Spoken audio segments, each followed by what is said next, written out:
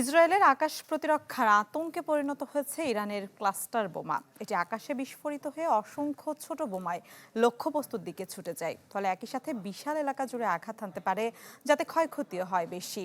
ক্ষেপণাস্ত্রের সাথে ক্লাস্টার প্রযুক্তি যোগ করে ইসরায়েলে হামলা অব্যাহত রেখেছে ইরান। গত ১৭ই মার্চ ইসরায়েলের হামলায় প্রধান নিরাপত্তা উপদেষ্টা আলী লারিজানির মৃত্যু যেন শত্রুদের বিরুদ্ধে ইরানের জ্বলতে থাকা প্রতিশোধের আগুন কয়েক গুণ বাড়িয়ে দেয়।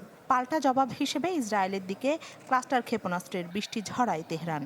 সেই থেকে এখন পর্যন্ত প্রতিদিনই তেল আবিব সহ দেশটির বিভিন্ন এলাকায় ক্লাস্টারের চমক দেখাচ্ছে ইরান, যা ধকল সামলাতে নাকানি চুবানি খাচ্ছে বিশ্বের শক্তিশালী আকাশ প্রতিরক্ষা ব্যবস্থা আয়রন ডোমের অধিকারী ইসরায়েল। বর্তমানে ইরানের ছোড়া ক্ষেপণাস্ত্রগুলোতে ক্লাস্টার ওয়ারহেড ব্যবহার করা হচ্ছে। ক্লাস্টার মিউনিশন হলো এমন এক ধরনের ক্ষেপণাস্ত্র যার ভেতরে একটি বড় বিস্ফোরকের বদলে অনেকগুলো ছোট বোমা বা বমলেট থাকে। ক্ষেপণাস্ত্র লক্ষ্য বস্তুর কাছে গেলে এটি খুলে যায় ও ভেতরে থাকা ছোট বোমাগুলো চারিদিকে ছড়িয়ে পড়ে। এরপর সেগুলো মাটিতে পড়ে আলাদা আলাদা বিস্ফোরণ ঘটায়। এসব ক্ষেপণাস্ত্রে ২০ থেকে ৩০টি কিংবা ৬০ থেকে ৮০টি ছোট বোমা থাকে।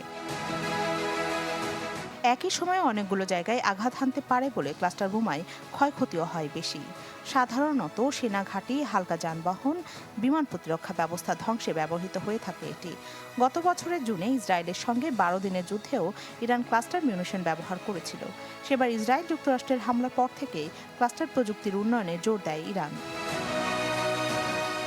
প্রতিরক্ষা বিশ্লেষকদের মতে কয়েক দশক ধরে সবচেয়ে বড় ও বৈচিত্র্যময় ক্ষেপণাস্ত্র কর্মসূচি চালিয়ে আসছে ইরান। তেহরানের কাছে আছে শাহাব-3, ইমাদ, গাদর-1, খুররামশেহের, সেজ্জিলের মতো শক্তিশালী মাঝারি ও দূরপাল্লার ক্ষেপণাস্ত্র।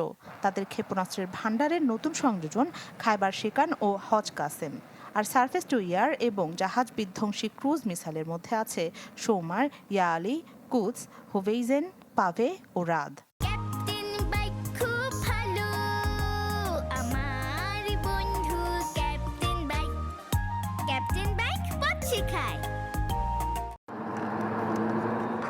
ইরানের প্রয়াত সর্বোচ্চ নেতা আয়াতুল্লাহ আলী খামেনি ক্ষেপণাস্ত্রের পাল্লা ২০০০ থেকে ২২০০ কিলোমিটারের মধ্যে সীমাবদ্ধ রাখার নির্দেশ দিয়েছিলেন। তবে গত বছরের জুনে ইসরায়েলের সাথে ১২ দিনের যুদ্ধের পর সেই সীমা তুলে নেন। ফলে ইরান এখন আরও বেশি দূরত্বের লক্ষ্যবস্তুতে আঘাত হানতে সক্ষম ক্ষেপণাস্ত্র তৈরি করছে। শুধু ইরান নয়, ইসরায়েলও বিভিন্ন যুদ্ধে ক্লাস্টার মিউনিশন ব্যবহার করে আসছে। ১৯৭৮ সাল থেকে ২০২৫ সাল পর্যন্ত বিভিন্ন সময়ে লেবানন, সিরিয়া ও মিশরের সাথে সংঘাতে ক্লাস্টার বোমা ব্যবহার করতে দেখা যায় ইসরায়েলকে। রাখি জেসমিন, চ্যানেল 24।